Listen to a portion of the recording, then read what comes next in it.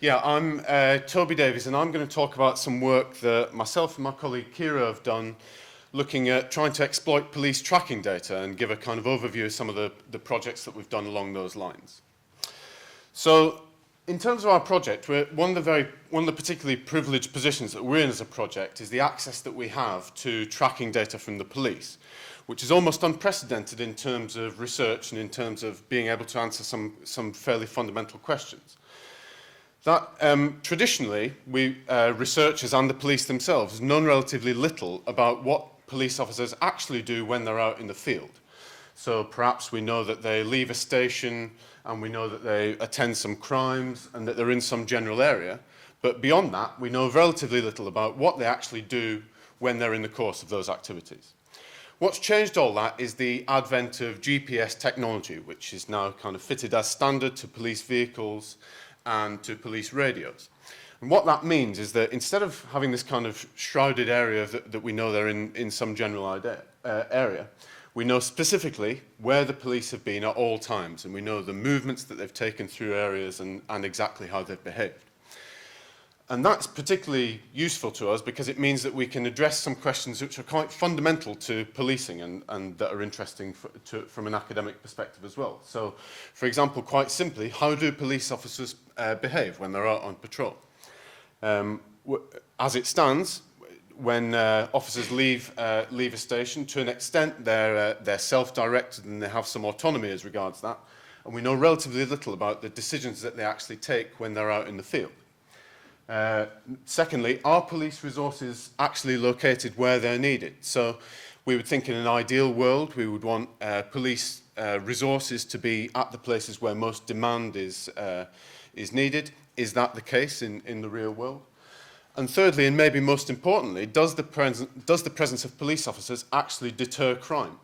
Which is a really central principle for policing in general. I mean, so much of policing depends on this notion that by being in a place, the police can prevent or deter crime. And a lot of policing would frankly come crashing down, or at least have to go back to square one if that wasn't the case. And we have very little evidence about the extent to which that is actually the case. So we've looked at those various things.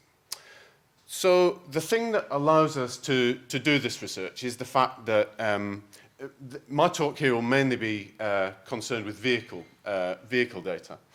And in London, all vehicles are equipped with GPS trackers which are emitting signals approximately every 15 seconds, though in practice a little less regularly than that. And what that allows us to do is match those tracks to the network using techniques that we've developed, which means that we can convert those to exact or close to exact paths through the network that we have some confidence in, that we have a complete log of all the decisions that officers have taken as they've gone around. And then using that data, we can start to, it's not meant to happen twice, we can start to interrogate that and look at how that relates to other parts of the various systems that we're interested in. So number one, just trying to explore a relatively simple question. How do officers behave when they're out in the field, and what kind of decisions that they take? What do they do? In particular, how do they decide where to travel? And when they've decided where to travel, how do they actually move from one place to the other in practice? We would intuitively think that police officers are kind of a special case in this regard because they're experts in their field in some sense. They have very good knowledge of the areas that they're working in, and therefore we might not expect them to conform to kind of standard assumptions of route finding, shortest paths and whatnot. And quite apart from that, the police don't necessarily, they have blue light capability, and they don't necessarily have to, they're not subject to the same constraints of traffic laws that that regular citizens might be. So we have an opportunity to ask kind of how do police officers navigate, and does that differ from other people? And this is some work that Kira did, trying to investigate that, and in particular trying to look at this hypothesis that from the perspective of police officers, route selection takes place in phases in some sense, linking locations and decision points en route to a destination. So the way that this was gone about was using a technique called topic modeling, which is a technique originally developed in machine learning, for the extraction or the detection of semantic topics from within a corpus of documents. So the way to think of this is if we have a large corpus of documents, each of which contains a series of words, a bag of words essentially, something like that, then what this technique tries to do is to look at the frequency with which these words co-occur in documents together. So pairs of words or sets of words which tend to appear in the same document. And those things, highlighted green and blue there, would be identified as a topic. So a topic is a set of words which tend to co-occur in documents and are therefore linked in some semantic way. If this was news stories, we might have, I don't know, Clinton and Trump would be a topic at the moment. So what Kira did was to reframe this kind of analysis, and instead of looking at documents and words, think of trips and streets. So we're thinking of a set of trips, which are the journeys that police officers take through the network, and each of those contains a series of streets, the streets that they travel down in the course of those. That might look something like that, and then we might be able to identify streets which appear commonly in those like that. So in this sense, translated into this domain, a topic is a set of streets which tend to co-occur in trips and are therefore linked again in some semantic, or in this case, navigational way.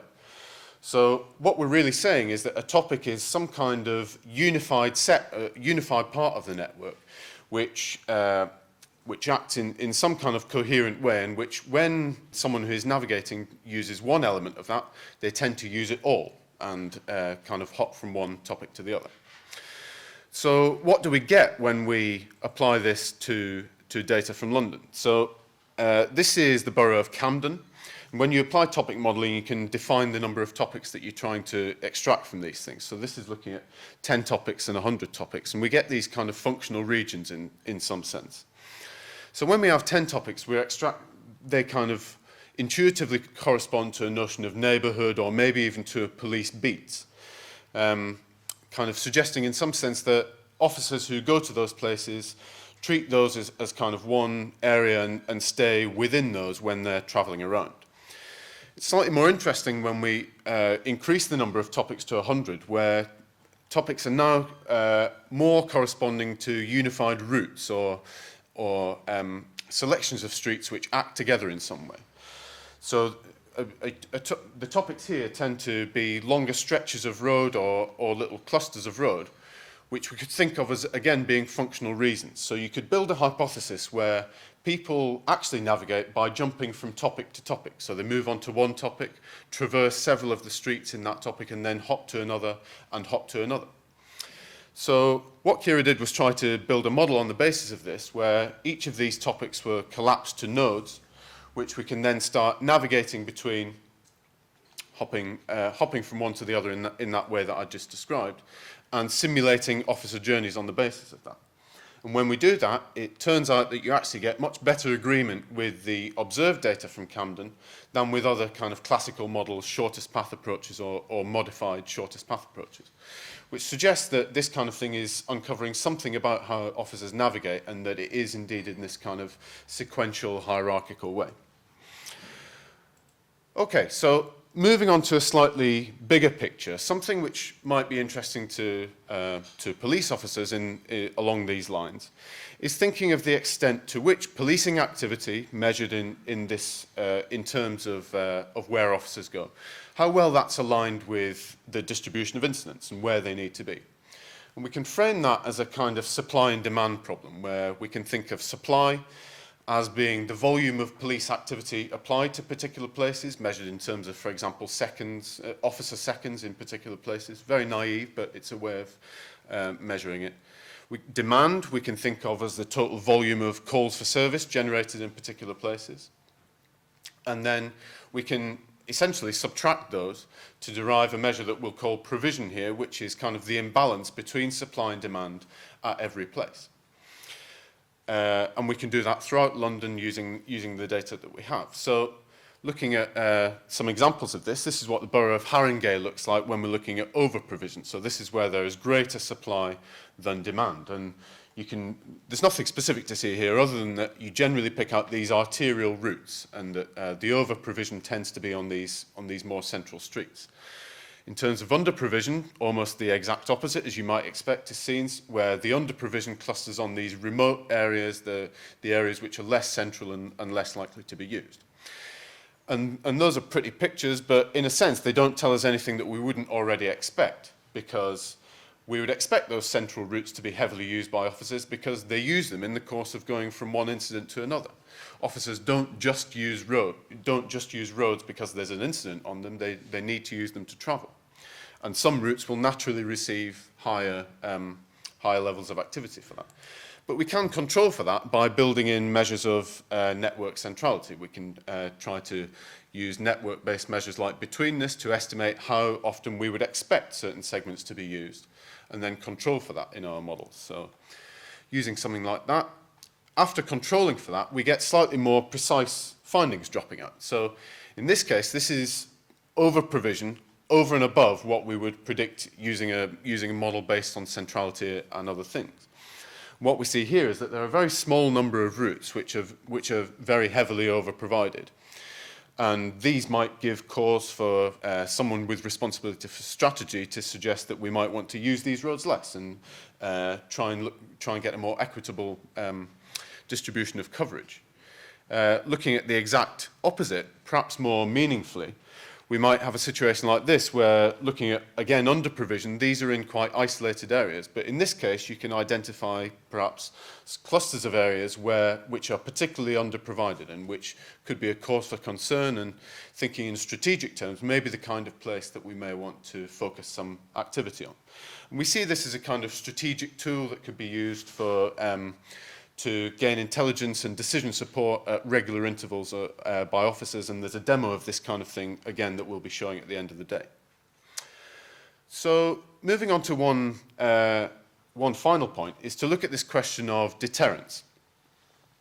So this is looking at the central idea in policing of when police officers are present in an area, does that actually deter crime? A completely fundamental question on which a lot of policing, not least the kind of predictive approaches that Gabriel was talking about earlier, depends very heavily.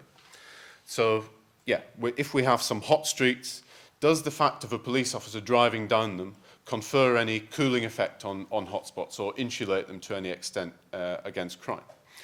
And what we'd like to do is kind of investigate this issue at a very fine spatial scale, so looking at the street segment level at this, not looking at area level interventions and not looking at dosage in an aggregated way. We're interested in all visible presence, so not just in the context of targeted interventions or in hotspot strategies, for example, but routine policing. When a police officer drives down a street, does it prevent crime?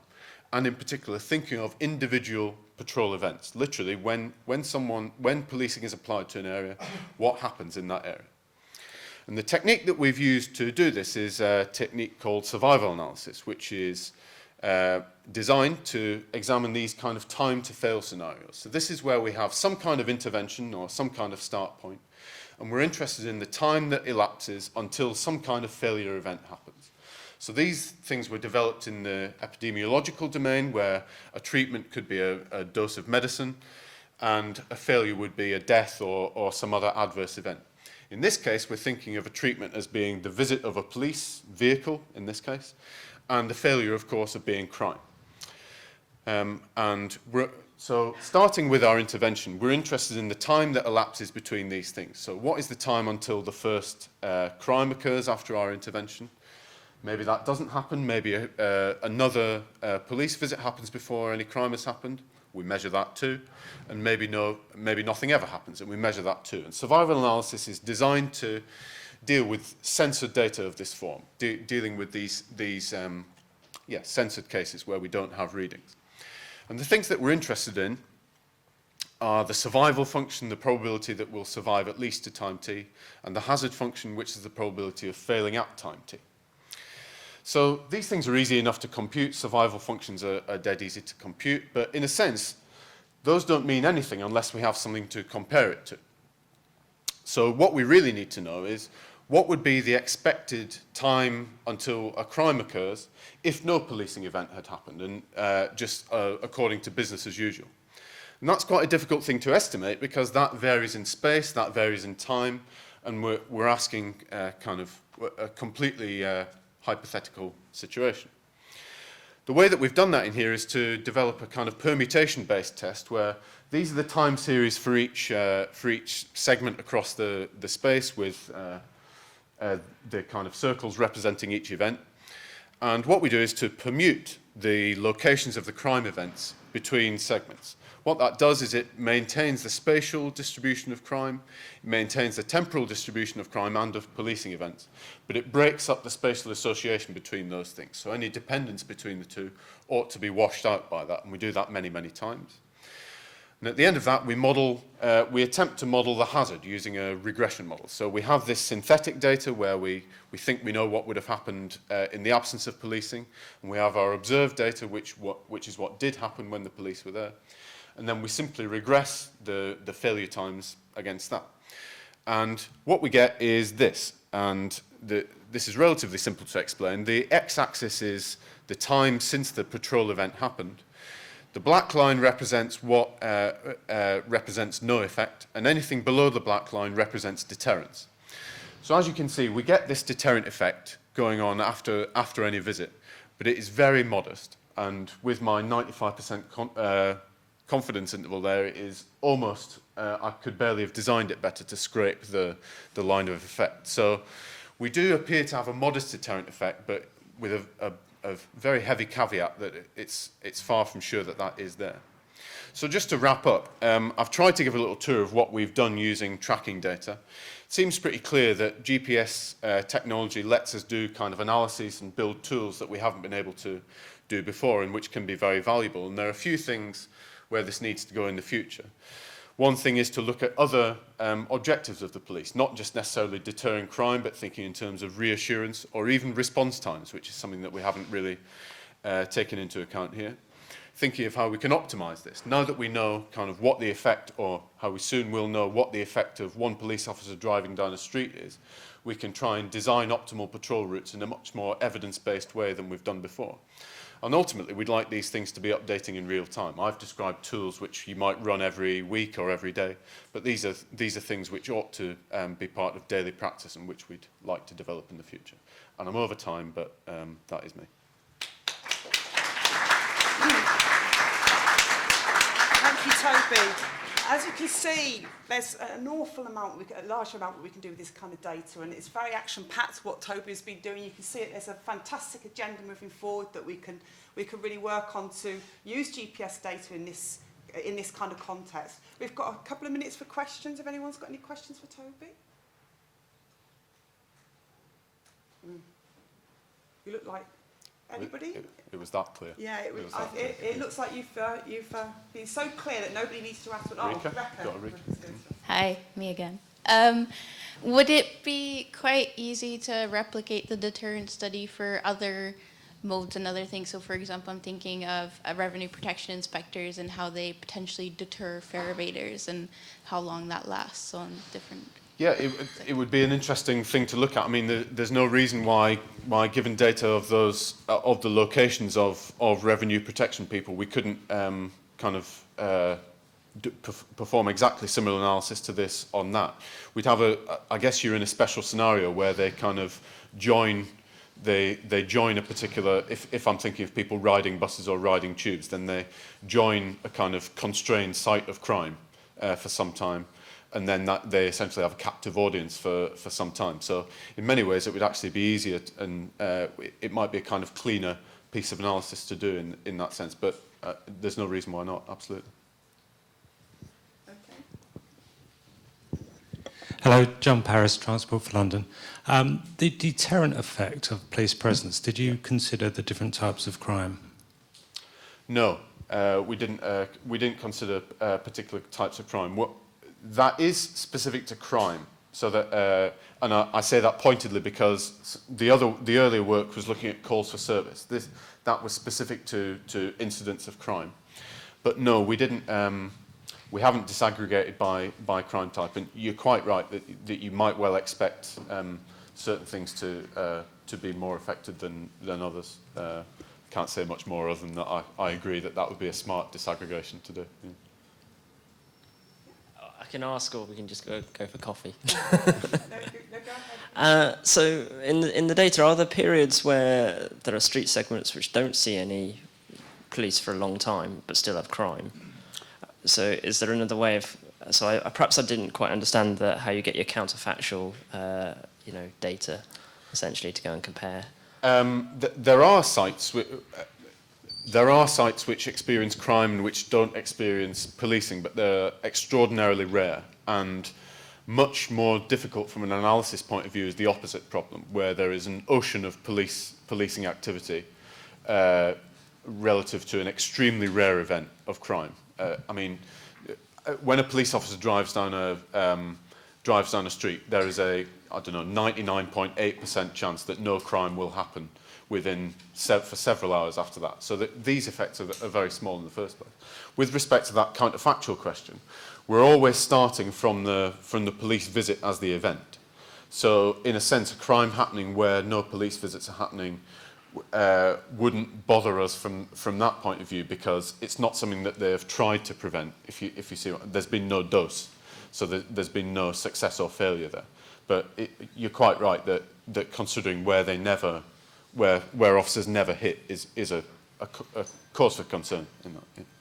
Right, I think time for just one final very quick question. Thanks, it's all really good. From West Midlands Police. Yep. This particular analysis, it's just on vehicles. This is just vehicles, yeah. Okay, and is there further scope to kind of do kind of the foot patrol type stuff? Yeah, there is absolutely scope to do foot patrol. So the reason why we focused on vehicles here is just because the data is easier in the first case to deal with, because it has a higher refresh rate and it's generally more reliable. But we have tested it, not rigorously, but it does work, as in it processes on foot patrol data. So that's absolutely something that we're interested in, and looking at the difference in deterrence between those things. Yeah. Okay, thanks very much. I think we've all earned our coffee break now, so if you can come back for noon, that would be fantastic. Thank you for everybody who's been involved in the session this morning.